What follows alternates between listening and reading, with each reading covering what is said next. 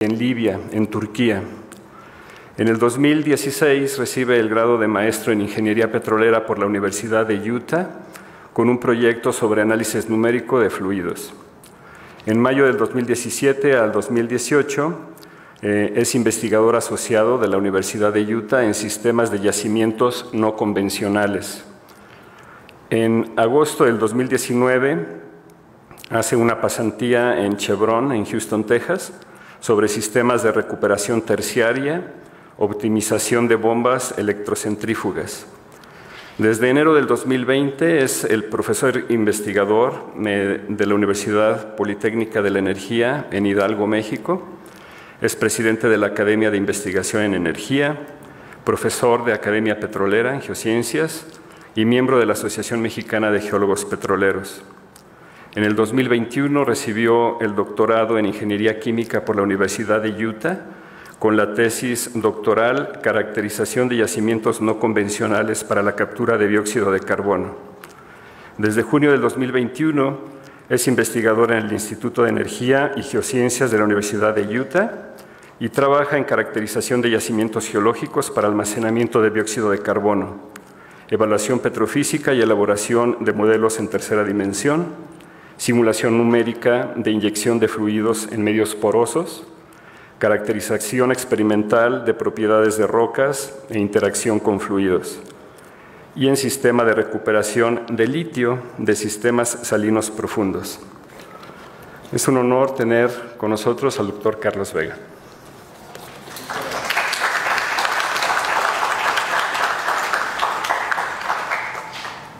¿Me escuchan bien o me acerco al micrófono? ¿Sí me escuchan bien? Sí. Si es que está transmitiendo Bueno, me pongo aquí como...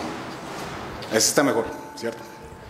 Bueno, muchas gracias, doctor Armando, por la introducción. El honor es mío en realidad. El honor es mío estar aquí presentando en esta máxima casa de estudios del país. Para mí es un orgullo poder presentar esto y qué mejor que sea ante ustedes, ¿no? Comunidad experta en geología, ingeniería. Efectivamente, bueno, mi nombre es Carlos Vega. Mi tema de hoy es interacciones químicas y geomecánicas en el almacenamiento de dióxido de carbono en yacimientos no convencionales, particularmente mudstone carbonáceo y carbón mineral, que es un prospecto bastante interesante por el tipo de almacenamiento que se puede lograr. Esta es la agenda de la presentación. Motivación, voy a explicar los casos de estudio, la caracterización de yacimientos a los que voy a estar hablando. Después la parte de experimentos, la parte experimental de mi trabajo, que es inyección de fluido en tapones de cada una de las muestras geológicas del sistema petrolero o el sistema de almacenamiento en este caso. Y después propiedades geomecánicas. Motivación. Todo este tema está relacionado con la contaminación ambiental, ¿no? Ya todos estamos bastante bien relacionados con el tema de sobreexposición de dióxido de carbono por la emanación excesiva de CO2 antropogénico. Estas imágenes espero que pronto ya sean no tan comunes. Esta imagen es de la refinería de Tula, de donde soy originario, y pues es un tema bastante grave, así como en cualquier otra ciudad, no solamente de México, del mundo, son temas bastante interesantes. ¿Por qué? Bueno, vamos a hablar un poco, ¿no?, del ciclo de carbono. El ciclo de carbono es un ciclo que ha estado en la naturaleza desde tiempos geológicos, en donde hay interacción entre fuentes y almacén de manera geológica. O sea, hay fuentes como tipo volcanes, tipo emanaciones naturales por mineralización, así como también hay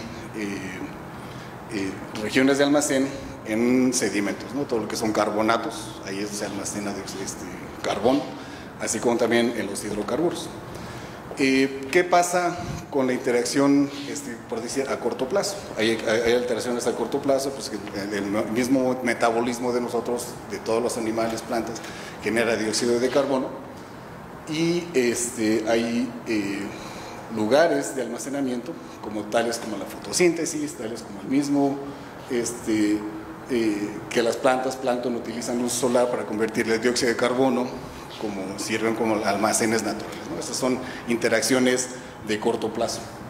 ¿Y qué pasa con las fuentes antropogénicas? Todos estos ciclos ocurrían de manera natural hasta que llegó la revolución industrial y utilizamos esa materia orgánica transformada y como un elemento bastante ideal de transporte de energía, que son los hidrocarburos. Pero aquí es donde se dispara todas las emisiones de dióxido de carbono y actualmente nos afectan como gas tipo invernadero.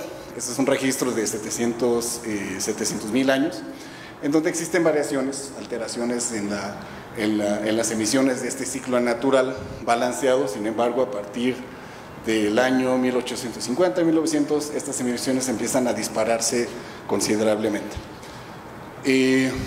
La consecuencia como tal pues es el calentamiento global.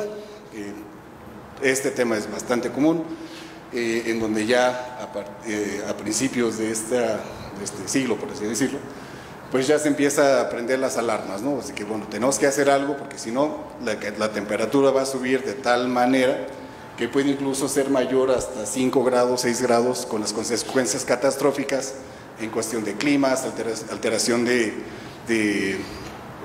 ciclos, de lluvias, excesivas inundaciones, excesivas sequías, por toda esta consecuencia. Entonces aquí es donde nosotros viene esta iniciativa de utilizar, buscar la manera de reducir las emisiones. Eso va de la mano pues, con nuestro estilo de vida, nuestras actividades que tenemos como sociedad. Lamentablemente no es tan fácil como apagar un switch y decir ya no vamos a utilizar energías fósiles, porque actualmente el consumo mundial de energía viene todavía, más del 75% viene de combustibles fósiles. Entonces va a ser muy difícil encontrar esa suspensión, como muchos pretenden, de dejar de utilizar petróleo, pero sin embargo tenemos que hacer un uso más inteligente, ¿no? O sea, reducir de manera inteligente estas emisiones. A la vez de que, bueno, viene fuerte los recursos renovables y pues efectivamente tenemos que hacer uso inteligente de todos estos recursos, ¿no? Para satisfacer nuestras demandas de energía. Entonces viene este balance entre reducir o hacer un uso eficiente de nuestros combustibles fósiles, así como también incrementar fuentes renovables no contaminantes. ¿Qué pasa en México? Esta es una del Instituto Nacional de Cambio Climático, tengo entendido que está aquí en UNAM. ¿Qué es lo que nos dice toda esta gráfica? Esta gráfica nos dice básicamente cuáles son el tipo de industria que va a producir la mayor cantidad de CO2 o CO2 equivalente. Y viene del otro lado de la gráfica qué es lo que está pasando en estas emisiones. Tenemos una sección de absorción neta que viene básicamente o bien como fotosíntesis o bien como absorción dentro de los yacimientos. Y viene lo que son las emisiones totales hacia la atmósfera. Entonces, toda esta dinámica, toda esta filosofía que viene arrastrándose del Acuerdo de París de las Naciones Unidas, de buscar el balance cero. O sea, no significa que emisiones cero de dióxido de carbono no significa que vamos a dejar de utilizar fuentes combustibles. No, significa que el balance que debemos de tener entre las absorciones y las emisiones sea cero. Entonces, ¿de qué manera podemos reducir o lograr el balance? Pues uno, reduciendo emisiones, o bien incrementando esta barra verde, que sería proponiendo soluciones para ver a dónde vamos a disponer el dióxido de carbono que nosotros estamos generando.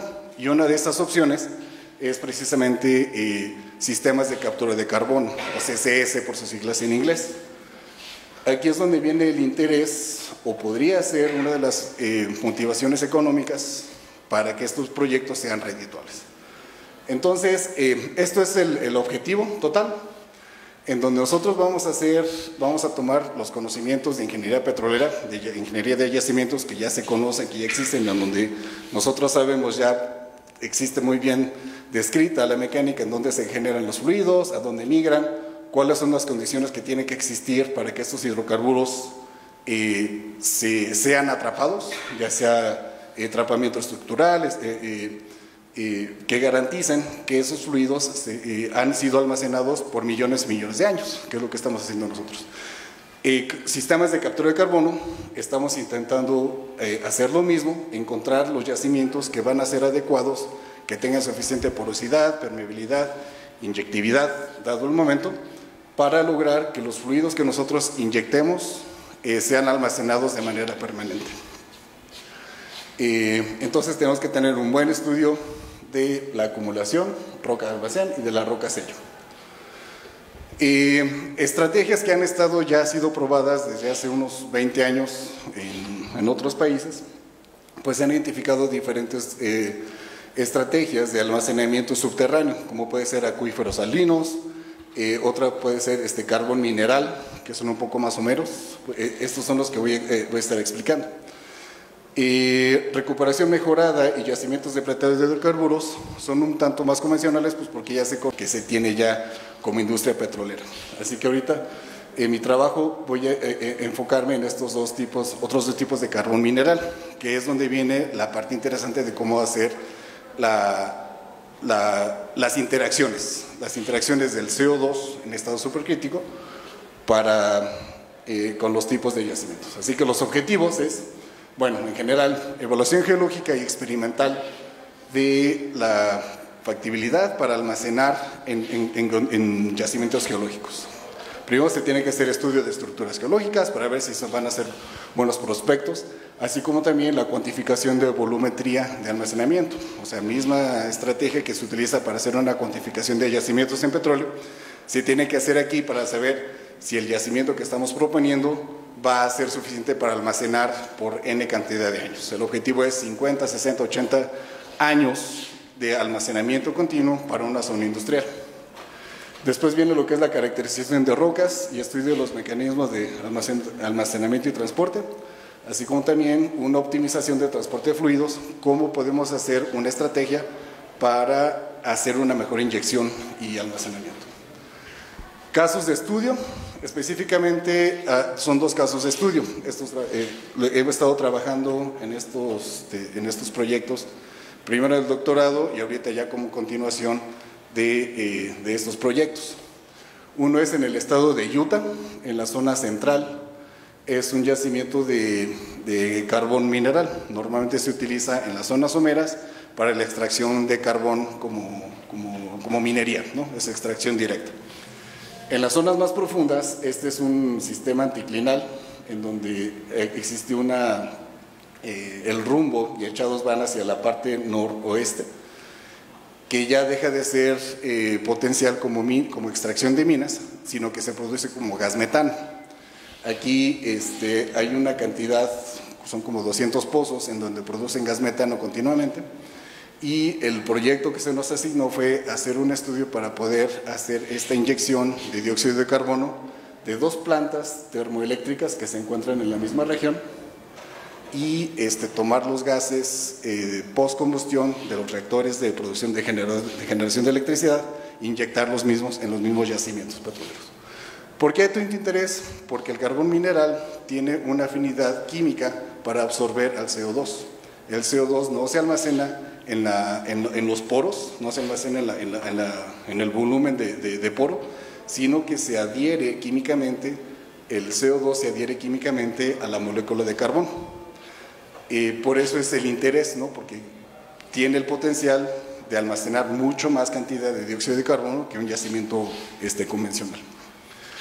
El otro caso de estudio es un acuífero profundo en Hidalgo, en el estado de Hidalgo, de donde soy originario, por cierto. Aquí el problema es, hay un centro industrial importante, está la refinería Miguel Hidalgo, capacidad de 300,000 barriles de producción, hay una termoeléctrica que utiliza el residuo, el combustorio residual de los procesos de refinación, ahí mismo los pasan y los queman. Pero ¿qué pasa? Este combustorio es de alto contenido de azufre, entonces la contaminación, olvídense, es una cámara de gases prácticamente como se vive ahí en las comunidades alrededor, así como también hay empresas petroleras. El interés, además de pues, el problema de la contaminación, viene a través de dos pozos que se perforaron. Pemex perforó como un prospectivo de hidrocarburos en el altiplano en 1980, 1981. Entonces, pues, se tiene toda la información del historial de perforación de estos pozos, registros geofísicos, así como también muestras de núcleos. Y es... bueno, estos son los resultados, estas son las conclusiones a grandes rasgos de la capacidad. El tipo de Utah es un tipo de yacimiento de gas metano, tiene capacidad para almacenar 22.4 gigatoneladas de CO2. ¿Esto para cuánto es suficiente? Esto sería suficiente para almacenar por 100 años la producción de las dos plantas termoeléctricas que vimos ahí. Las plantas pueden estar operando durante 100 años y prácticamente ser libres de contaminación porque todas las emisiones las estarían inyectando ahí mismo. El almacén es una combinación entre las capas de carbón y la arenisca que están intercalados y una trampa tipo estructural. Porosidad a pesar de 3%, pues nos da esta capacidad. Respecto a la permeabilidad, aquí del carbón es bien curioso. ¿Por qué? Porque una permeabilidad normal para un fluido, no un fluido inerte, como es agua o nitrógeno, es de 2.5 milidarcies, pero la permeabilidad para un dióxido de carbono es de 0.3. ¿Por qué? Porque cuando el dióxido de carbono se adhiere al carbón, el carbón se va a hinchar, o sea, va a tender a inflamarse. Al momento de hincharse, va a reducir los canales de conducción, que pues va a matar la permeabilidad. Entonces ese es uno de los conflictos que se tenían, que se tomaron como problemática inicial al momento de asignarme al proyecto de doctorado. Y la arenisca como tal pues tiene permeabilidad bastante buena, ¿no? Tiene bastante homogéneo, 500 milidarcies. Y estas son las estructuras geológicas, ¿no? Ahí se ven todos los pozos y un mapeo de los horizontes de las formaciones que se tienen ahí como potenciales. En contraparte, en México son, en el campo de Tula, son carbonatos fracturados. Se tiene esta estructura anticlinal que se tomó a partir de un estudio de magnetometría. Se tomó el horizonte de una de las capas y describe lo que es el sistema anticlinal. Está orientado de noroeste a sureste, alargado, y la capacidad de almacenamiento es de 1.1 gigatoneladas de CO2. Esto igualmente sería suficiente para almacenar las emisiones de la refinería, de la termoeléctrica, las cementeras por un lapso de 40 años. Eso sería, pues es bastante bueno, ¿no? Pues es una solución que se tiene ahí.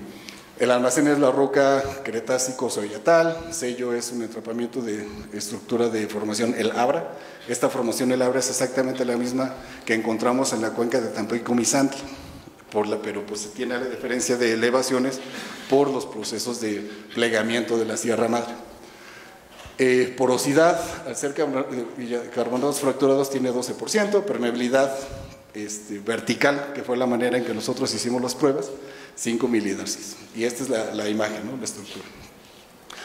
La caracterización de los yacimientos, pues aquí viene un poco de todo el estudio que se hizo, ¿no? Lo que es registros geofísicos, se hace una interpretación a través de ecuaciones de correlaciones lineales entre las propiedades del carbón aunado a la densidad. Se puede calcular cuánto es la capacidad de almacenamiento que tiene cada roca. También gracias aquí a contactos del Servicio Geológico de Utah, pues hubo oportunidad de bajar a la mina donde extraen todo ese material, una experiencia bien bonita, entrar ahí en los camioncitos y llegar hasta el punto donde están taladrando y perforando y tomar las muestras directamente de la mina. Y aquí pues de todo el grupo de estudio que también viajábamos para allá. Respecto a... estas son imágenes de los carbonatos que se encontraron de la formación Pimienta de la zona de Tampico-Misantla, que son equivalentes a lo que se encuentra en Tula, ¿no? Aquí se ve pues todo lo que es la morfología de los granos, porosidad intercristalina, todos los cristales de anhidrita que se puede identificar ahí. como parte del análisis. Esta imagen de acá es parte de lo importante, es para identificar cuál es la composición mineral de las muestras que nosotros estamos analizando, y todo esto cae en la región de mudstone carbonáceo prácticamente, ¿no? Por la composición que tiene de arcilla, silicatos y carbonatos. Un poco más de la caracterización. Este es un núcleo de carbón. Lo interesante aquí es ver esta imagen de tomografía computacional, en donde nosotros vemos que las bandas que tienen mayor iluminación son bandas sólidas y las franjas negras es espacio vacío. Entonces lo que estamos viendo es cómo está haciendo la distribución de los canales de conducción. O sea, son perpendiculares por el tipo de matriz que tiene el carbón. Y es lo que nosotros vamos a estar estudiando. Vamos a estar evaluando cuánto mide o de qué manera afecta la absorción del CO2 para mantener la apertura, o cuando ya se hincha el carbón, cómo se van a cerrar estas canales de conducción, fracturas. Esto es una imagen ahí de la industria de la litoteca. Igual les mando un agradecimiento, no sé si están escuchando, me dijeron que se iban a conectar. Hemos estado trabajando muy de cerca con Comisión Nacional de Hidrocarburos, específicamente con la litoteca, pues para no solamente hacer uso de las muestras, sino también para llevar alumnos que están haciendo estadías profesionales ahí. Nuevamente, esto es de caracterización de carbonatos. Este es el perfil de lo que se tiene el sistema anticlinal del máximo de Tula, y este es un corte seccional con los registros. La zona que se identificó como potencial es esta zona soyatal, que es la parte inferior de la falla inversa, y aquí es donde se tiene una mejor porosidad, y este bloque de formación de labra sería el equivalente a la roca sello, el entrampamiento. Esta es la tomografía computarizada de la roca de Soyatal, en donde se ve pues claramente cómo está toda la distribución de fracturas a lo largo de este núcleo que nosotros estuvimos viendo. Ahora bien, la parte experimental. Este instrumento de medición de flujo, tuve la oportunidad de hacer todo el diseño, la construcción, fabricación desde cero, porque no existía. Así que tomé toda la experiencia de mi trabajo anterior de laboratorio o como ingeniero de registros para muestras de fluidos, y pues se hizo todo el diseño, ¿no? El objetivo era realizar pruebas de inyección de fluido, de diferentes tipos de fluido en tapones cilíndricos, el cual tuviera la capacidad, uno, de hacer fluir cualquier tipo de fluido dentro de la roca, a la vez que pudiéramos inducir esfuerzos que simularan el esfuerzo geomecánico correspondiente a la profundidad de inyección, para hacer pues básicamente un simulador, una simulación de condiciones de yacimiento. Todo ese instrumento se puso dentro de este horno, un horno eléctrico, para poder controlar la temperatura. Estas de aquí son las bombas en las cuales es un pistón, bomba cilíndrica de pistón, en lo cual inyecta fluido y fluye a través del fluido y ya después sale, ¿no? Los datos obtenidos directamente son las presiones en la línea de fluido, en la entrada a la salida, temperaturas, así como también un mecanismo de desplazamiento radial en dos ejes, así como también un sistema axial. Con estos datos se puede calcular volumen de poro, absorción, el desplazamiento radial, axial, volumétrico, así como también la permeabilidad. Esto es un poco más de detalle de los instrumentos. Esta parte aquí es el tapón cilíndrico. Estas barras van a hacer la medición axial, que conforme la muestra se va expandiendo de forma axial, la barra se va desplazando sobre la parte cónica, el perfil cónico, entonces nos puede decir la medición de manera eléctrica cuánto es la expansión de la roca. Asimismo, este tornillo que está en 90 grados, eso me va a medir cuánto es la expansión radial. Igualmente es el radial 1, en dos ejes perpendiculares. El resto son conexiones de cables eléctricas para las señales. Esto es un amortiguador para poder minimizar el efecto de la tubería cuando se tiene expansión axial. O sea, quiere decir que cuando la muestra se está expandiendo de forma axial, si yo le ponía un tubo que va directo aquí, pues el tubo iba a impedir o iba a alterar la medición. Entonces, al poner esta espiral, pues ya se pudo amortiguar. Ya saben, no sé. cosas que uno tiene que ingeniárselas para poder. Una vez que ya está la muestra con todos los instrumentos de emisión, se pone dentro de este cilindro, que esto se va a llenar de fluido. Entonces, va a existir una membrana de teflón que va a estar haciendo la barrera hidráulica entre el fluido que está pasando dentro de la roca y el fluido que va a hacer las veces de confinamiento. Y una vez que está dentro, se cierra y se somete a presión para hacer la presión simulada de confinamiento. Esos detalles, bueno, es un servidor ya con todo el instrumento instalado. Aquí ya vienen las líneas de flujo, aquí están todos los medidores de presión, de temperatura, todos los instrumentos ya calibrados. Este es un esquemático de todo, cómo están todos los esquemas, todas las líneas que empezamos con una línea y después vamos a ponerle otra válvula aquí, ahora vamos a ponerle una diversión y ahora vamos a ponerle un densitómetro para poder medir con precisión cuál era la composición que iba fluyendo a cada instante.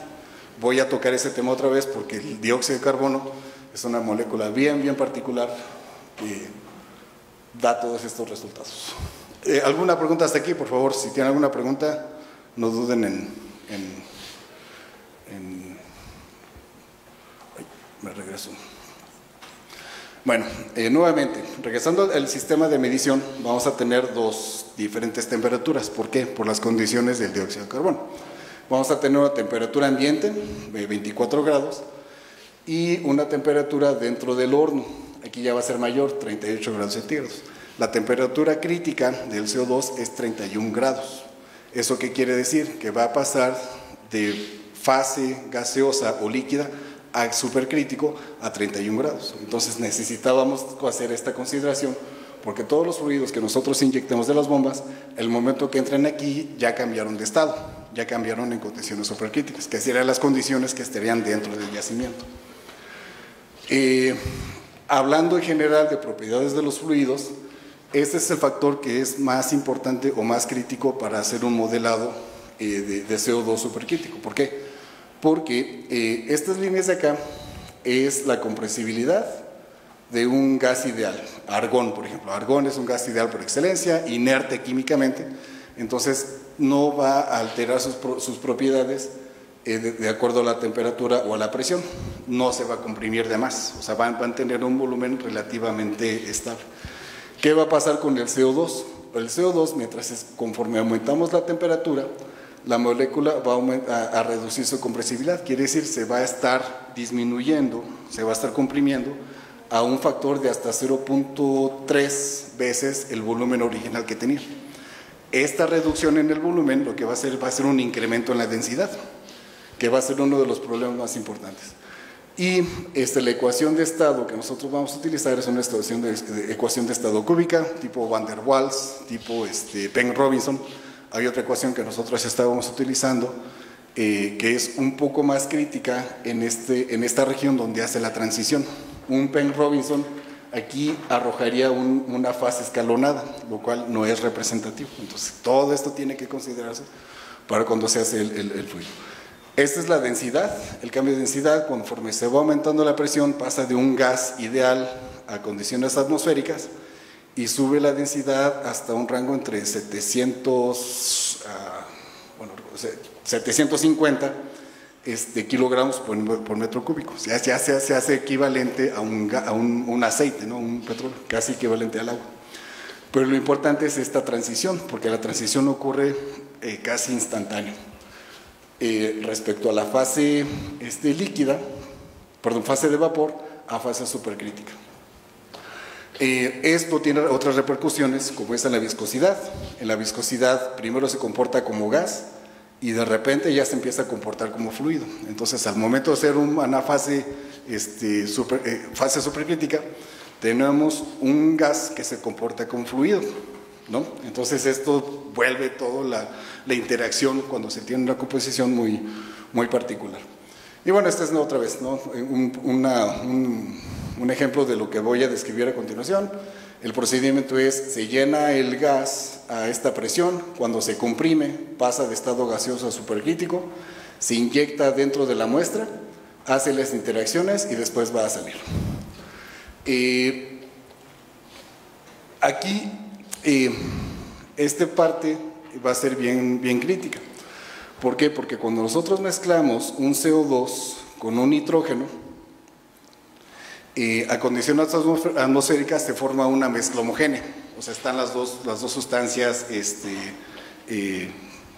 forman el mismo compuesto. En cuando nosotros represionamos este volumen es reducido, entonces viene el incremento de densidad de un rango de 200 hasta 800.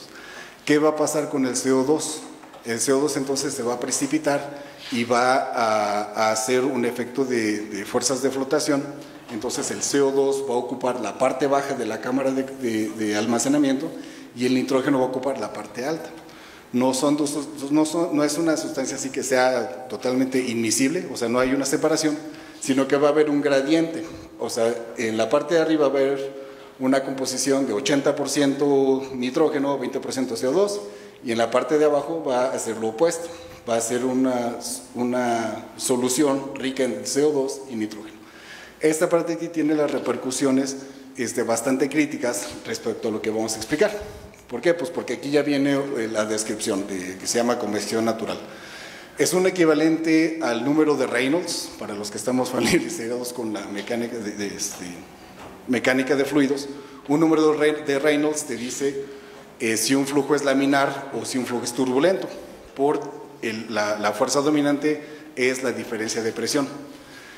Esa es la convección, en términos de convección natural, vamos a tener el mismo fenómeno, pero en este caso se llama número de Grasov, que nos va a decir en qué momento se vuelve turbulento. O sea, no es que esté fluyendo, sino que lo que va a causar es precisamente de un flujo laminar, en donde tenemos una solución homogénea, y el flujo turbulento es equivalente a las fuerzas de flotación que va a causar la separación entre los dos fluidos. Y ya, dentro del esquema, pues cuando nosotros empezamos a subir la presión, vamos a llevar el flujo a este número de Grasov y vamos a causar esa estratificación. ¿Por qué es importante todo esto? ¿Alguna pregunta hasta aquí? Espero no haberlos mareado tanto. Lo importante es la estratificación. Nuevamente hacemos un resumen de las implicaciones que se tienen al momento de inyectar fluidos. Vamos a tener fluido que va a estar circulando por la muestra. Vamos a tener el esfuerzo de compresibilidad. Por estándar que adopté, es de que los planos de falla van a estar, los planos de sedimentación van a estar alineados con el eje axial número 2, así como también el eje axial número 1 van a estar perpendiculares al plano de sedimentación. Y bueno, aquí vamos a tener, ¿no? el esfuerzo aplicado de confinamiento va a actuar en forma opuesta a la presión de poro. Una vez que ya tenemos todos los resultados, hacemos un programa de flujo. Primero se bombea argón para hacer gas inerte, después nitrógeno para ver la comparación respecto al gas ideal, después se inyecta dióxido de carbono puro, 100% CO2, y después se mezcla esta composición de gas de combustión o gas tipo flue, como se conoce en inglés, que es el que se va a separar. Aquí es donde vamos a ver la parte interesante. Estos son los resultados. Está un poco compleja la gráfica, pero lo voy a tratar de explicar. La gráfica de la parte de arriba es en general la presión. Se tiene la presión de confinamiento, la presión de flujo y obviamente la diferencia entre la presión de la entrada contra la de salida va a ser el gradiente de presión que nos va a estar empujando el fluido desde el punto A hasta el punto B, que es la de salida. Esta curva de aquí es el desplazamiento, la deformación que va a existir. Esto es el resultado de cómo qué tanto se va a ir hinchando la muestra, y la curva de abajo es la permeabilidad. Aquí lo que estamos observando es, esta es la diferencia de presión entre estas dos curvas. Aquí lo que estamos observando es que si tenemos una diferencia de presión de 6 psi, con las propiedades que ya tenemos, vamos a poder calcular una permeabilidad de 3.5 milidarcis, ¿no? Esto es a grandes rasgos lo que mide esta gráfica. Lo que nos dice esta gráfica es de que el nitrógeno se comporta exactamente igual que el argón, no hay diferencia respecto a la interacción con los fluidos y no hay alteración en el flujo de dentro de la estructura del carbono. ¿Qué pasa cuando nosotros ponemos dióxido de carbono? Si recuerdan la gráfica anterior, al momento de inyectar argón, pues tenemos un comportamiento estable.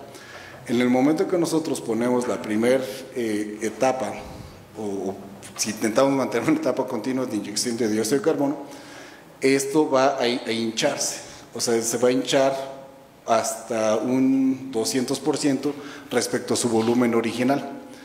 Entonces, al momento de estar el dióxido de carbono adheriéndose a la molécula del carbón, este se va a empezar a inflamar. Y entonces, ¿qué va a pasar con los canales de conducción? Pues van a dejar de existir. De tal manera de que la permeabilidad que nosotros teníamos de la primera inyección de argón, pues se va a reducir a 0.25. O sea, estamos nosotros eliminando esa permeabilidad que existía originalmente.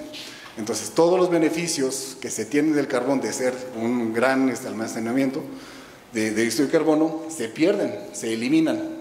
¿Por qué? Pues porque es la respuesta natural, ¿no?, del carbono. Esto es la curva de la diferencia de presiones, pues cada vez va habiendo más resistencia al flujo, de tal manera que pues ya viene siendo prácticamente imposible. Aquí es donde dijimos, ¿qué podemos hacer? O sea, porque pues tiene que haber alguna manera de poder sobreponer este fenómeno y aprovechar la manera. Y fue donde empezamos a jugar con esta parte de fluidos estratificados. Aquí es donde empezamos a jugar con estas propiedades del dióxido de carbono, que la parte más densa se va a la parte de arriba y la parte del nitrógeno, que es más ligera, ocupa la parte superior. Si nosotros ponemos la salida de esta cámara en la parte de arriba y le inyectamos, el primer fluido que vamos a tener va a ser un fluido rico en nitrógeno, o sea, va a haber muy poco CO2. Al haber nitrógeno, lo que vamos a observar es una reducción en la tasa de absorción, o sea, pues no hay tanto CO2, no va a haber tanta absorción. En la parte final, ya cuando el fluido, este pistón, llega a la parte de arriba, entonces empieza a inyectar la parte rica en CO2, ¿no?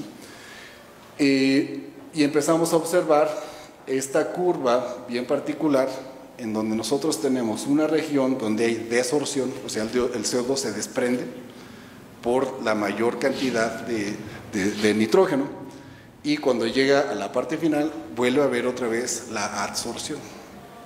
¿Qué nos está causando esto en términos de permeabilidad? En términos de permeabilidad nos está diciendo de que, bueno, al principio ganamos permeabilidad cuando estamos inyectando nitrógeno o fase rica en nitrógeno, y la permeabilidad se empieza a perder cuando estamos inyectando eso. Entonces, ¿cuál es la ventaja de este mecanismo? La ventaja de este mecanismo es de que, bueno, al estar combinando la inyección entre un fluido no absorbente y el absorbente, pues es un mecanismo que está autorregulando la permeabilidad dentro del carbono, y ese mecanismo permite mantener la apertura de los canales de conducción sin lograr cerrar por completo esos canales. Este experimento pues es un experimento repetido en una muestra, en una prueba, muestra hermana de la que ya teníamos. Hicimos, me pasé un fin de semana en el laboratorio inyectando fluido durante 24 horas y pues logramos reproducir efectivamente que no llega a eliminarse la permeabilidad, sino que es posible mantener una alta permeabilidad, dado que la absorción y el hinchamiento depende de la presión parcial del dióxido de carbono, o sea, la concentración molar que vamos a tener dentro del flujo va a regular esa pérdida de permeabilidad. Esta es una muestra repetida para una concentración de 50% de nitrógeno, 50% CO2. Aquí en este caso vemos que la figura o la forma de la curva que nosotros estamos viendo tiene cierta preferencia al principio. ¿Por qué? Porque ya tenemos mayor concentración de CO2, entonces hay más restricciones, ¿no? Al punto de que estamos inyectando nitrógeno y de repente la presión se dispara ¿Por qué? Porque ahora ya estamos inyectando más CO2 y otra vez estamos causando esa restricción, esa pérdida de permeabilidad. Y la permeabilidad se reduce totalmente.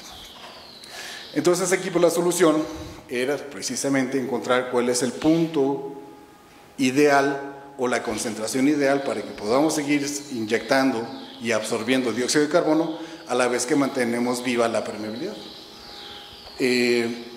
Esto es un análisis de cada uno de esos ciclos. Aquí pues estamos viendo de que cuando tenemos una concentración rica en nitrógeno, existe desorción, el CO2 se está desprendiendo, y después ya cuando entra la fase de mayor riqueza de CO2, pues vuelve a ser el que se hincha, ¿no? Cuando se compara, creo que me brinco, no, ya está bien. Esta es la gráfica de la presión parcial de CO2, porque va a depender del gradiente de concentración de la permeabilidad. Esto nos indica de que, bueno, en realidad estamos encontrando cuál es el nivel o cuál es la máxima apertura que vamos a tener sin que empecemos a cerrar por completo las fracturas y logremos o causemos esta obstrucción, ¿no? Aquí está fluyendo bien y llega un momento que la presión se dispara. ¿Por qué? Pues porque ya encuentra mucha restricción al flujo. Ahí ya arruinamos la permeabilidad. Entonces, esta línea de aquí es la que nos va a indicar cuál es la condición óptima, cuál es la condición óptima de la concentración entre los dos tipos de fluidos. ¿Cómo estoy de tiempo? Bien, ok. Bueno, esto es la absorción. Esta es una isoterma de absorción. Esto nos indica la cantidad de masa que el carbón va a almacenar, y siempre existe una línea, ¿no? Normalmente es una curva que empieza a crecer de manera lineal y se estabiliza, pero en términos de carbón con CO2 tiene esta figura en particular. La ventaja de aquí es de que, bueno, al nosotros tener una presión de flujo de aproximadamente 1200 psi y la concentración ideal para mantener para mantener la permeabilidad se encuentra en este rango, y entonces vamos a tener, a pesar de que tenemos menor concentración de CO2, vamos a tener todavía una buena cantidad de almacenamiento de dióxido de carbono.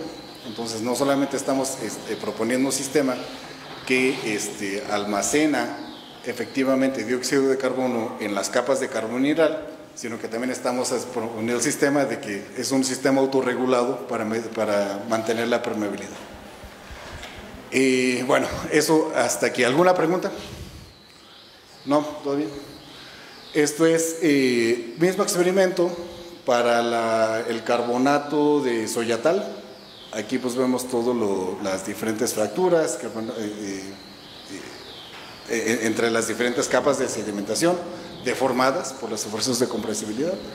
Aquí desafortunadamente por el tamaño tan pequeño que tiene la muestra no pudimos poner la medición de deformación, pero pues vemos que la permeabilidad es bastante alta, ¿no? Cuando menos lo que es durante inyección de dióxido de carbono existe cierta curvatura, o sea, si existe cierta alteración respecto a qué tanto se está inflamando la matriz de carbonato, pero pues es casi estable. Entonces aquí lo que estamos midiendo es permeabilidad vertical, porque el plano de sedimentación está de manera horizontal, y pues ya, de esa manera se midió. Si hubiéramos tenido oportunidad de tener un núcleo cortado de manera transversal, pues hubiéramos pedido medir la permeabilidad horizontal, pero hubo, por la disponibilidad del núcleo en la litoteca, pues no pudimos hacer esa medición. Aquí este es un video. Ay, híjole, no se ve. A ver, permítame, a ver si lo puedo poner desde acá. No se puede poner aquí.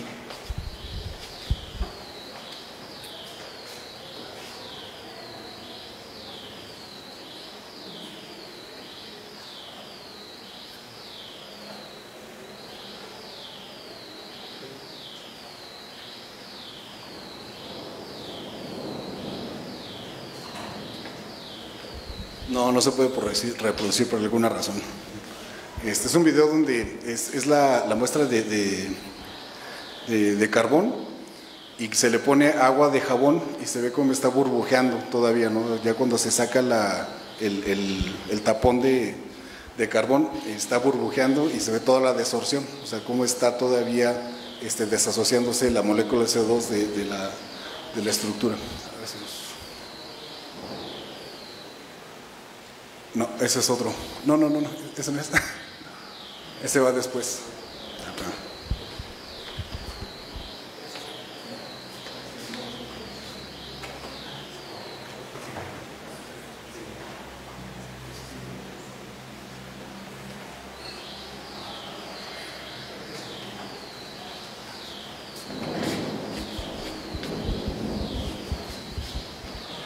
Bueno, esos son los experimentos de flujo. ¿Alguna pregunta? Bueno, continuamos. Ahora, otra segunda serie de experimentos es la teorización de las propiedades geomecánicas. Esto nos compete por la evaluación a nivel cuenco, a nivel regional, de todos los esfuerzos geomecánicos. De qué manera, al momento de inyectar CO2, se van a alterar los esfuerzos principales, el esfuerzo horizontal mayor, esfuerzo horizontal menor, respecto a fluidos convencionales. Ahorita vamos a ver cuál va a ser la diferencia. Y esto se logra a través de medir el módulo volumétrico, o el bulk modulus en inglés, por si hay confusión con la traducción.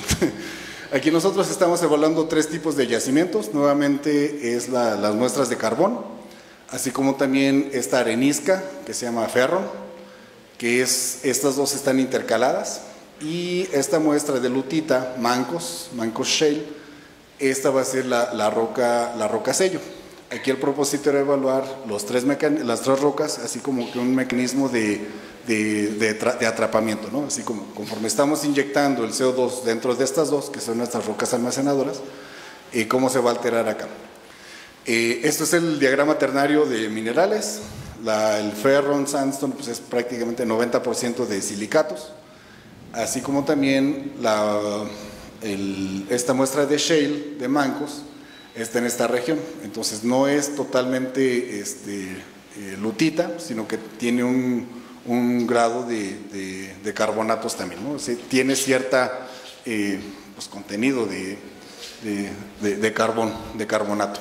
Y esto es bien importante. ¿Por qué? Pues porque yo esperaba que esta fuera totalmente inerte, pero ahorita vamos a ver cómo no es. Estos experimentos, voy a tratar de describirlo, espero me pueden seguir, es de que la presión de poro se va a mantener constante, o sea, el fluido que está pasando dentro de la línea es constante, y aquí lo que se va a alterar es la presión aplicada dentro de la cámara de yacimiento. Esta presión se va a incrementar desde 100 hasta 1800 PSI, y después se repite el ciclo por cuestiones de repetición, ¿no? de confiabilidad de los resultados. Esta escala es en tiempo y en presión. Una vez que nosotros tenemos la medición de la deformación, o sea, la deformación volumétrica comparada contra el esfuerzo efectivo, esto nos va a causar este perfil. Este perfil nos está indicando en realidad cuál es la presión efectiva que va a ver la cámara. Aquí en este caso la presión de poro se mantiene constante, mientras lo que se está alterando es esto, es el esfuerzo aplicado. Y la pendiente que vamos a tener en cada instante dentro de esta curva es lo que se va a definir como módulo volumétrico. Esto es la cantidad que nosotros estamos haciendo. Aquí es importante observar la convención del símbolo respecto a la deformación. Todo lo que sea positivo quiere decir que la muestra se está comprimiendo. O sea, si la curva se va a la derecha del cero, quiere decir que se está comprimiendo. Si la curva se va del lado negativo, quiere decir que la muestra se está hinchando. Ajá. Aquí en este caso, pues como tenemos vacío dentro de la muestra y estamos aplicando presión de confinamiento, lo que estamos causando es precisamente una compresión, ¿no? Esto es lo que nos va a decir. Esto es una prueba prueba base. Aquí lo que estamos haciendo es diferentes tipos de experimentos con diferentes valores de presión de poro constante y incrementamos y decrementamos la presión de confinamiento. Y cada uno de estos ciclos A, B, C, D, E van a estar sobrepuestos en una misma curva. ¿Qué quiere decir? Que independientemente de la presión efectiva que nosotros estemos aplicando a la roca dentro del yacimiento, pues vamos a tener la ventaja de que todos van a estar comparándose dentro de una misma curva. Esto pues va a tener un comportamiento tipo exponencial, en donde ya se identifican los parámetros que nosotros podamos tener. Esto es la respuesta de la arenisca para dióxido de carbono. Aquí voy a ponerle esta medida de 5.2, más o menos, para saber cuánto se desplazó cuando estamos inyectando nitrógeno. ¿Qué pasa cuando nosotros estamos inyectando CO2? Pues la curva se empieza a poner un poco más interesante, ¿no? O sea, lo que originalmente, cuando nosotros inyectamos únicamente dióxido de carbono, aquí nosotros vemos que existe un desplazamiento y después se vuelve a comprimir y después se vuelve a comprimir todavía más. ¿Por qué? Esto, pues la roca no está cambiando hasta este momento, ¿no? Todo este efecto de compresión adicional viene por la compresión del dióxido de carbono. O sea, la molécula de dióxido de carbono se está haciendo mucho más pequeña cada vez. Entonces no estamos evaluando qué tanto se está deformando la roca, sino que el mismo poro que está ocupando el fluido se está haciendo más pequeño. Y eso está causando que la roca en general se comporte de esta manera. Esto es inyectando CO2 en la roca de arenisca, ¿no? ¿Qué pasa cuando nosotros ahora tenemos la muestra de carbón y hacemos exactamente los mismos ejercicios? Cuando inyectamos nitrógeno, únicamente nitrógeno, pues en este caso la pendiente va a estar un poco más acostada. Quiere decir que tiene menor resistencia a la deformación, ¿no? O sea, el cambio de volumen va a ser menor. Pero todos ocurren dentro del rango de compresión. ¿Alguna idea qué va a pasar cuando nosotros inyectemos CO2? ¿Qué le va a pasar a esta curva? ¿Cómo se imaginan que va a ser? Bueno, imagínensela, ahorita me la describo. Esta es la curva del CO2. ¿Aquí qué está pasando? Ya sé, quién sabe, ¿no? De primera impresión no tenemos idea. La primera curva es compresión. ¿Por qué? Porque es la parte inicial. Tenemos cero fluido, no hay fluido dentro de la roca, perdón, dentro del carbón, entonces tiene el comportamiento de compresión como ya lo habíamos analizado. En el momento que nosotros inyectamos la primera parte de CO2, todas estas curvas se van hacia el lado negativo. ¿Por qué? Porque ahora ya está ganando el esfuerzo de la roca, o sea, el esfuerzo de la deformación del carbón mineral por la expansión que tiene, va a ser mucho mayor que la fuerza de compresión. Entonces, esto nos indica qué tan vulnerable es esa asociación química entre el CO2 y el carbón mineral. Entonces, viene todo este desplazamiento por la absorción, ¿no? Así es lo que estamos viendo aquí. Sin embargo, la pendiente de cada uno de los experimentos sigue siendo la misma. O sea, tiene cierta... mecánicamente mantiene las propiedades de respuesta a la deformación, el módulo volumétrico. Sin embargo, la absorción causa que todo esto se vuelva un caos, ¿no?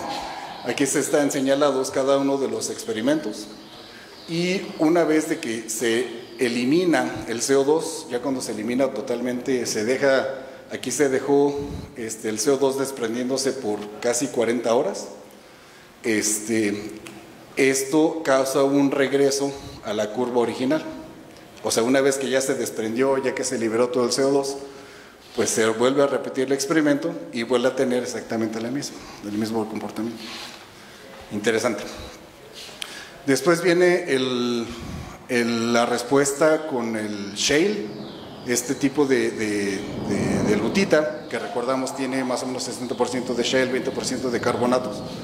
Se repite el experimento. Aquí en este caso la respuesta es la pendiente es mucho más grande, o sea, tiene mayor resistencia a la deformación volumétrica. ¿Qué va a pasar cuando inyectamos CO2? Bueno, imagínense, hagan sus apuestas.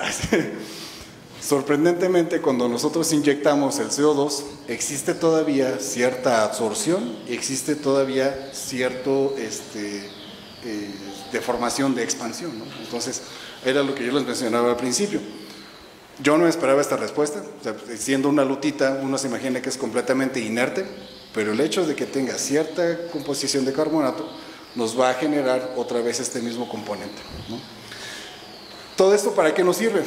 O sea, ya en términos generales, bueno, este es un resumen.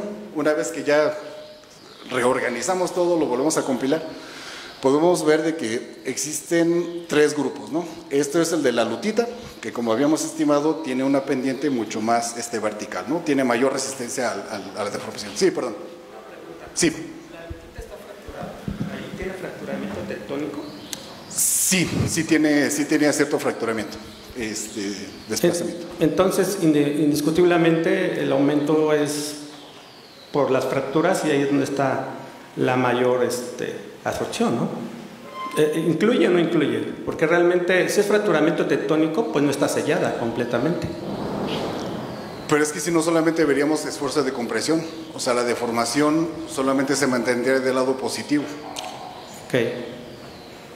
Pero Sí. bueno, si es, bueno, aquí en México ya ves que toda la tectónica de después del Mesozoico afecta, ¿no? En 2 direcciones. Totalmente. Entonces allá en Utah no sé si hay ese mismo efecto, porque definitivamente en algunos yacimientos de shale gas en Texas sí afecta eso. Inclusive a nivel de yacimiento hay interacción agua-roca y desplaza la calcita. Sí, efectivamente. Okay. O sea, sí se considera, pero en este caso, lo no anticipado es esa respuesta de absorción. ¿A qué me refiero con absorción? Es el atrapamiento de manera química del CO2 dentro de la estructura de la matriz de la lutita. O sea, el CO2 no solamente ocupa el volumen de porosidad, sino que penetra, o más bien es un mecanismo de difusión hacia adentro de la estructura. Y eso causa cierta deformación en el arreglo cristalino. Sí. Estas son las lutitas. La curva roja es el CO2, la curva azul es el nitrógeno. Esta es la arenisca, que tiene un comportamiento medio, por así decirlo. Otra vez, en la región de la curva de carbonato tiende a hacerlo un poco más suave. Bueno, no suave, sino que con menor resistencia a la deformación, para hablar en términos técnicos. Mientras que la del carbón, los 3 tipos de fluido más o menos producen la misma curva, sin embargo, es mucho más voluble a cualquier deformación, ¿no? Este tipo de curvas, ¿para qué nos sirven? Hay un estudio por señor Rudnicki, quien hace una asociación respecto a la relación de Poisson, de manera que compensa esta curva dinámica que nosotros estamos observando. Y aquí va a ser la diferencia, ¿no? ¿Cuál va a ser el incremento en el esfuerzo horizontal mínimo respecto a la diferencia de presión que se puede estar aplicando, como usted lo menciona? Entonces aquí se viene, no solamente se considera el esfuerzo, sino que también se considera la presión de poro, que es la presión de inyección, el coeficiente de Biot, las propiedades poroelásticas, la relación de Poisson, el módulo de Young, y se obtiene una curva final. ¿Cómo va a ser esta diferencia? Bueno, una vez que nosotros consideramos esta alteración dinámica por parte del CO2, deja de ser una curva lineal, sino que se convierte en una, perdón, no curva lineal, no, una curva, una respuesta lineal, deja de ser una respuesta lineal, sino que empieza a haber un incremento que va incrementando cada vez. ¿Cuáles son las consecuencias de esto? Que si nosotros no consideramos esta alteración de la roca por parte del CO2 cuando se está inyectando el CO2, podemos subestimar cuáles son los esfuerzos desarrollados dentro de la roca. O sea, vamos a estar causando en realidad daño o un desplazamiento mayor al yacimiento, que si no consideramos esta parte dinámica de la descripción de la interacción entre el CO2 y la roca. ¿Qué es lo que podría pasar? Estas son mis láminas de conclusión. ¿Qué es lo que podría pasar entonces si nosotros no podemos hacer una buena gestión de nuestros esfuerzos de nuestra caracterización de la roca sello? Que sería el principal inconveniente de todo esto que estamos hablando, ¿no? ¿Qué pasa si nosotros no podemos regular bien? He tenido oportunidad de visitar este lugar que se llama, usa un geyser cristal, que no es un geyser en realidad, o sea, no tiene origen geotérmico, sino que tiene un origen por parte de CO2. Aquí lo que existía era una cámara un yacimiento con CO2, intentaron perforar un pozo, le dieron al yacimiento y pues se les arrancó. No se explicaban por qué, sino que pues le dieron a donde está el CO2. Aquí se voy a ocupar el video. A ver, porfa. Esta zona es bien interesante. Esta es la parte del desierto al oeste de las montañas rocallosas. Y aquí a un lado viene un río. Sí. No, el otro, el de la izquierda. Ya. Esto es lo que era el pozo. Esta es la tubería del pozo. Y aquí se ve cómo está emanando el agua y se ve el burbujeo. Este burbujeo es como el CO2 que originalmente está visible dentro del agua empieza a liberarse. Es un refresco grandote, es un agua mineral gigantesca. Y el pozo, pues así es como está burbujeando, así como se ve que está burbujeando, está expuesto. Entonces todo eso de CO2, que fue un yacimiento de CO2 natural que estuvo almacenándose, pues ahorita sigue liberándose, pues porque artificialmente se causó esta conexión. Y bueno, la historia dice que hace 50 años, cuando recién perforaron ese pozo, pues estaba el chorro de 15 a 20 metros. Ahorita ya perdió energía el pozo y pues solamente está produciendo esto. Y pues va fluyendo de manera natural, no artificial, hacia el río. Y pues aquí se ve todas las diferentes depositaciones de minerales, así como conforme las va arrastrando del yacimiento, pues los sólidos se van precipitando y va formando pues soluciones calcáreas. Incluso huele un poco a H2S cuando uno camina por ahí. Y pues ahí se ve todo el mineral que se empezó a depositar desde que empezó este flujo. Pone por favor el otro video. Apenas, les platico, nos fuimos de vacaciones a Oaxaca la semana pasada y no sé si tienen la oportunidad de conocer Hierve el Agua. Si uno camina por ahí de las rocas que están un poco más arriba, se ven esta gasificación que ocurre pues prácticamente de la roca, ¿no? Entonces desconozco bien el mineral, pero pues es bien parecido lo que está pasando aquí, en donde todos los minerales que forman la cascada petrificada de este lugar que está bien bonito, de Hierve el Agua, que nos llovió por cierto, es un fenómeno bastante similar, ¿no? O sea, hay gasificación que está ocurriendo, arrastra minerales y empieza a crear todas estas formaciones de rocas. Digamos que esto es lo peor que podría pasar si tenemos un sistema de almacenamiento de CO2 y pues algo pasa, madre naturaleza hace su trabajo y pues empieza a gasificar. No es el fin del mundo, ahí está, ahí existe, ¿no? De manera natural. Nadie se ha envenenado, la gente se acostumbra a todo eso.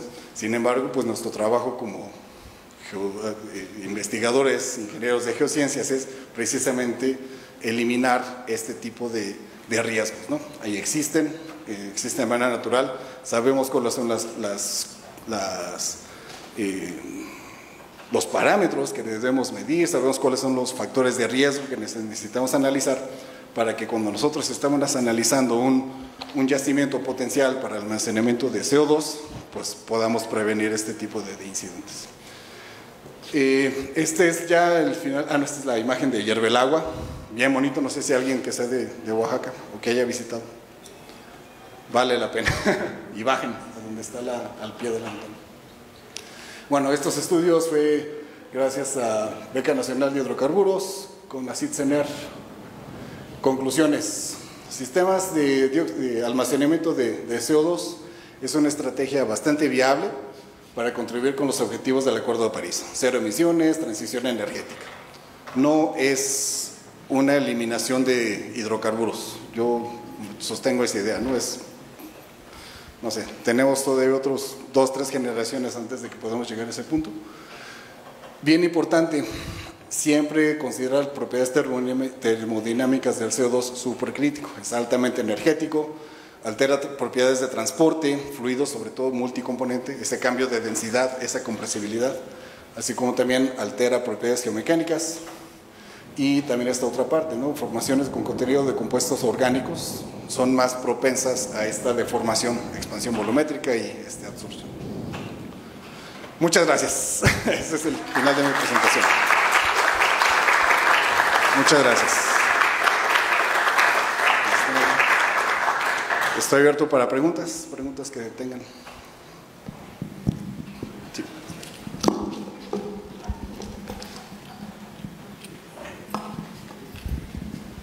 Gracias, buenas tardes. Buenas tardes. Sí. Tengo 3 preguntas que a ver si las puedo formular adecuadamente. En estas pruebas de estratificación que nos mostrabas, de combinaciones 80-20, 50-50 CO2 nitrógeno, se hicieron más variaciones y el motivo de hacer estas combinaciones es también simulando una mezcla de gases post-combustión, y se han probado otras mezclas porque en algunos procesos también se produce H2S, por ejemplo, ¿no? Junto con el dióxido de carbono. Sé que tiene unas implicaciones técnicas, ¿no? de riesgos a la salud trabajar con H2S, pero ¿se ha trabajado o se piensa trabajar con estas mezclas?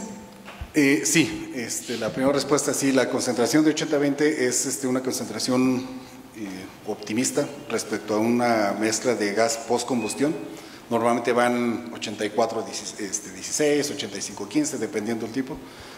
Aquí por estandarización de los experimentos se definió 80-20. El 50-50 también era para evaluar hasta dónde lo podemos hacer. Más que esto, ya no se han hecho más pruebas, sin embargo está abierto, ¿no?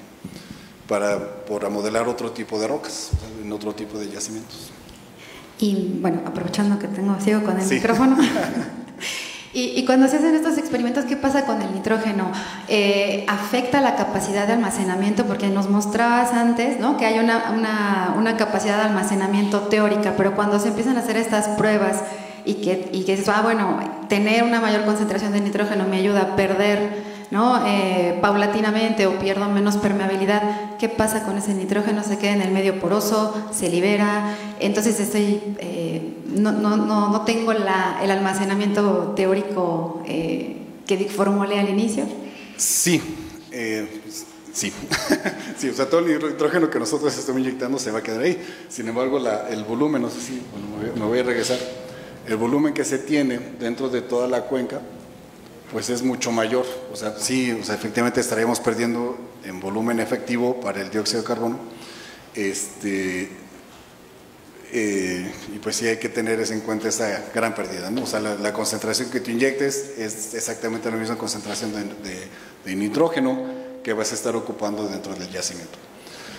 Puede haber una esperanza de que, bueno, el nitrógeno va a ocupar la parte de arriba por la separación, pero pues, la respuesta es sí. No hay salida. Y ahora sí prometo que es la última. Y entonces, este proceso de absorción que nos mostrabas, ¿es quimisorción o fisisorción? Porque cuando nos muestras estas curvas, ¿no?, del hinchamiento o de la compresión de la roca tras estos experimentos, pareciera que se recupera la roca por completo. Entonces, si es quimisorción, ¿se hacen ciclos? ¿Se ha comprobado cuántos ciclos, si se mantiene esta estructura o si hay una alteración después de varios ciclos? Sí, es quimisorción. Ahí hay un debate, no sé, porque dependiendo si es quimisorción o fisisorción, depende de las fuerzas de atracción moleculares, o sea, qué tan cerca de la molécula está o dentro del pozo de potencial para la atracción. considera como quimisorción por esta adherencia precisamente, ¿no? O sea, fisisorción sería así como que un poco más relacionado a la pared del poro. Ahí hay fisisorción, pero la cantidad de volumen que se almacena pues es equivalente a un almacenamiento convencional dentro del volumen de poro. Quimisorción es cuando ya hay mecanismos de difusión hacia dentro de la estructura del carbón. Entonces, perdón, tu pregunta si hay modelos que consideran todo esto. Ay, ¿por qué lo tenía? Esta parte, ¿no? O sea, ya hay modelos que limitan cuál es la medición del potencial entre las interacciones sólido-fluido, así como también las fluido-fluido. Ya cuando se tiene estas consideraciones de las atracciones moleculares, es donde viene si es quimisorción o fisisorción. Respecto a los ciclos, sí, bueno, uno de los experimentos que hicimos fue precisamente por 26 horas haciendo ciclos repetitivos y cada uno de los ciclos mantenía cierta línea base que pues, nos permite asumir de que sí, efectivamente son ciclos repetitivos semi-reversibles, ¿no? O sea, semi, pues porque no son exactamente igual, o sea, sí hay cierta alteración, pero en su mayoría sí van a ser procesos reversibles. Sí. Sí. Bueno, 3 preguntas. La primera es con respecto a los laboratorios. Sí. ¿Ustedes realizaron con los cores o los núcleos pruebas in situ para la porosidad de la permeabilidad y la compararon con los registros de pozo? ¿O cómo calcularon los intervalos donde tuviste la inyección? Esa es la primera. Sí. ¿Hiciste muchas o fueron pocas? Fueron pocas. O sea, las muestras que presentamos son las que se lograron. Ya después, ya para calcular permeabilidad a nivel de estructura, pues ya se tenía que hacer una relación porosidad-permeabilidad, ¿no? Alguna de las correlaciones que existen pues ya en la industria, conocidas. Ok. Ahora, donde tú inyectaste, por ejemplo, ¿la roca estaba fracturada o no estaba fracturada desde el punto de vista tectónico? ¿Qué consideraste? ¿Porosidad primaria, porosidad secundaria o también porosidad con búbulos? ¿Hay búbulos en tu musto que tú mencionas? Sí, a nivel microscópico sí hay búbulos. La porosidad que se considera en este caso es solamente la porosidad asociada a la fractura, o sea, al carbonato fracturado. Déjenme regreso la imagen. Entonces tú pones como hipótesis que los flujos de absorción también influyen en las fracturas, microfracturamiento, todo eso, en el musto. ¿Que si el flujo induce fracturas? No, al revés. Si las fracturas inducen el flujo.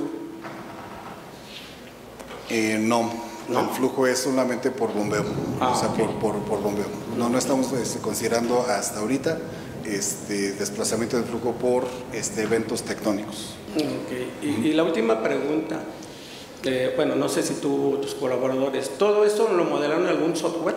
O sea, ya todos tus resultados a nivel de yacimiento, ¿está modelado en algún software?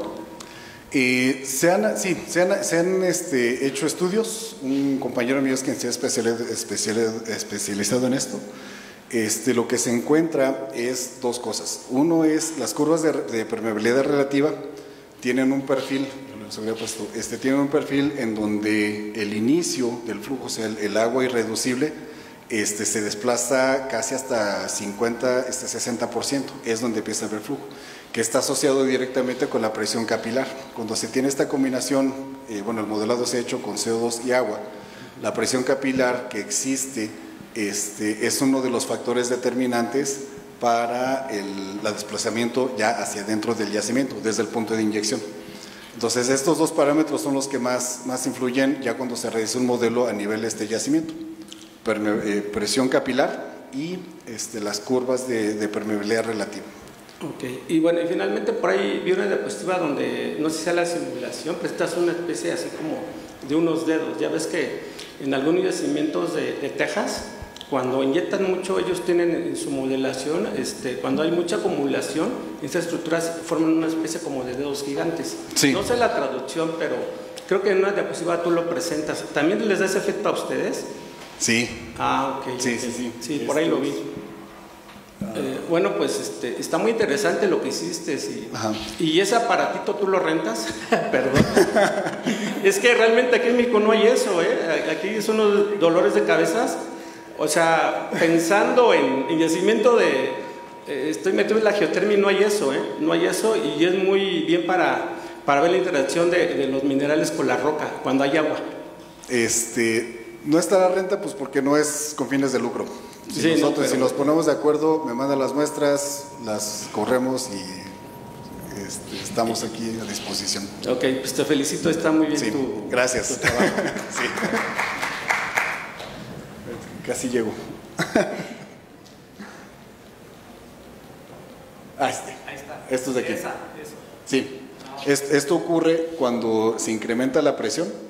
Existe esta diferencia de densidades, entonces el fluido pesado empieza hacia abajo y el fluido ligero empieza a buscar camino, ¿no? Eso es lo que consiste la convección natural. Es una relación entre las fuerzas de flotación, el buoyancy en inglés, y las fuerzas viscosas. Ahí es ese término.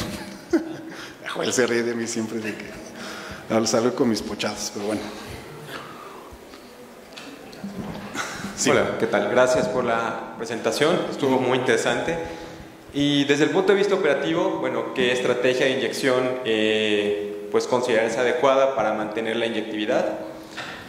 Bueno, ahí teníamos flujo estratificado en los experimentos, pero en campo, ¿cómo podríamos tener algo similar? Sí, ya en campo seguimos intentando para conseguir un campo en donde nos permitan aplicarlo. Ya tenemos ahí 2 o 3 propuestas dentro de esa área que tenemos. No se ha logrado. El objetivo es, volviendo a tu pregunta, el objetivo es agarrar el gas post combustión y sí se tiene que hacer una fase preliminar de remoción de otro tipo de componentes, principalmente el H2S. Ese sería el principal factor, porque pues eso se vuelve súper corrosivo, ¿no? Entonces tenemos dos opciones: o eliminamos un proceso de endulzamiento del gas, o bien hacer la inversión para poner terminaciones de acero inoxidable, que es igual costosísimo. El costo se dispara para poder ese tipo de terminaciones. Hay un pozo ahí cerca que sí se ve bien bonito, ¿no? Está el árbol bien plateado, así está bien bonito, pero pues precisamente porque está diseñado para eso. La estrategia pues sería un método alternado, ¿no? O sea, hacer una inyección de este tipo de gas y después quizás hacer una inyección de agua para ayudar a disolver todos estos gases, ¿no?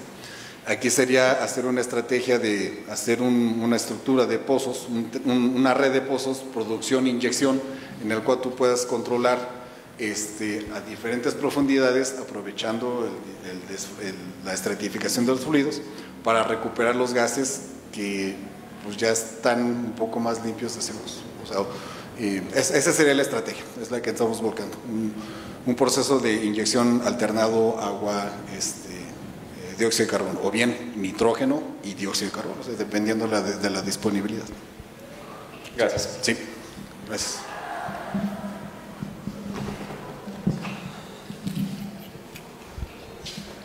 Sí, gracias Carlos por tu presentación. Una pregunta que creo que la acaban de mencionar, la parte de modelado de este fenómeno, para reproducir los experimentos, ¿lo han intentado?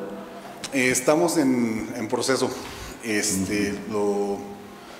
Lo complicado es introducir la parte del cambio de la termodinámica del CO2, o sea, esta variabilidad que tiene las diferentes curvas: viscosidad, compresibilidad y densidad.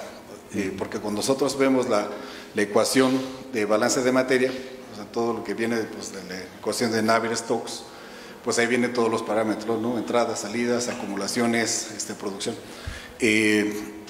Los softwares comerciales, por ejemplo, un Petrel, un Landmark o CMG, no tienen la factibilidad de hacer estos cambios en las ecuaciones de estado. Entonces sí tenemos que irnos un paso atrás para hacer este tipo de modelado. Pero sí, está en proceso. Está en proceso. Sí, incorporando estos. En el congreso de este año, el congreso anual, va a haber un estudio comparativo de simulación, precisamente de inyección de CO2, y sería interesante ver si se puede reproducir, porque creo que precisamente se establece ese estudio por la dificultad para poder reproducir fenómenos de convección y todos los... Sí, porque está bien complejo. Está sucediendo, sí. O sea, no solamente es la convección, la separación de fluidos, es esa interacción, ¿no? La presión de poro, el tamaño de poro cambia, y al tamaño de cambio de poro cambia la matriz. Y al rato ya vemos que ahora la tenemos que reducir porque ahora ya tenemos un punto más de concentración de CO2. Pues sí, está bastante interesante, pero estamos en proceso. No, en línea, no sé si hay alguien en línea que... Gracias, Carlos. Yo me preguntaba si hay alguna profundidad recomendable para la formación que va a recibir la inyección de dióxido de carbono, o eso no es un dato importante. Sí, definitivamente, sí, es muy importante, porque el fluido se tiene que inyectar cuando está en condiciones supercríticas. Entonces, para poder llegar, no solamente es la temperatura crítica de 31 grados, sino la presión crítica para hacer la transición entre líquido o gas a supercrítico es de 1070 P6, ¿no? Que es como, bueno, 1070 P6, el equivalente en kilos, como 150, 200 kilos más o menos. Entonces sí se tiene que garantizar y esa profundidad está entre 800 y 1000 metros. Esa sería la profundidad mínima que puedes tener. Profundidad máxima, algunos autores consideran 2500. El sistema petrolero de Noruega, que son los pioneros en todas estas iniciativas, consideran 2500. Los americanos le consideran de 3500 metros. Esto es básicamente, ahora se va por el lado del costo energético de hacer este tipo de inyección, porque entonces ya el bombeo que se requiere para poder inyectar el fluido, pues ya se vuelve un poco excesivo, sin considerar el posible daño por fracturamiento hundido que pueda alterar toda la permeabilidad, ¿no? Entonces está entre ese rango, profundidad mínima 1000 metros, profundidad máxima 2000, 3500. Y yo creo que ahí depende ya pues del conocimiento local, ¿no? Y depende del conocimiento local de la región en donde se puede establecer este tipo de mecanismos. Muchas gracias. ¿Alguna otra pregunta?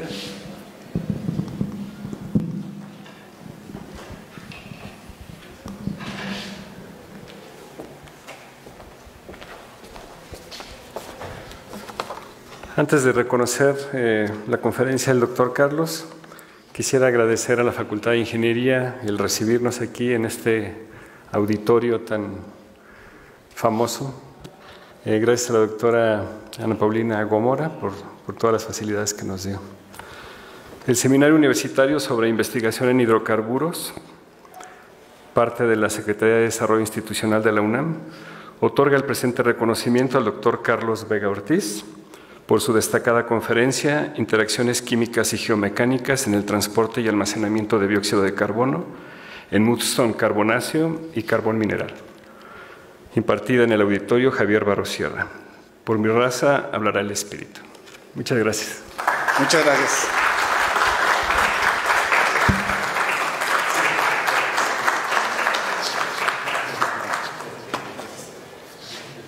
Gracias.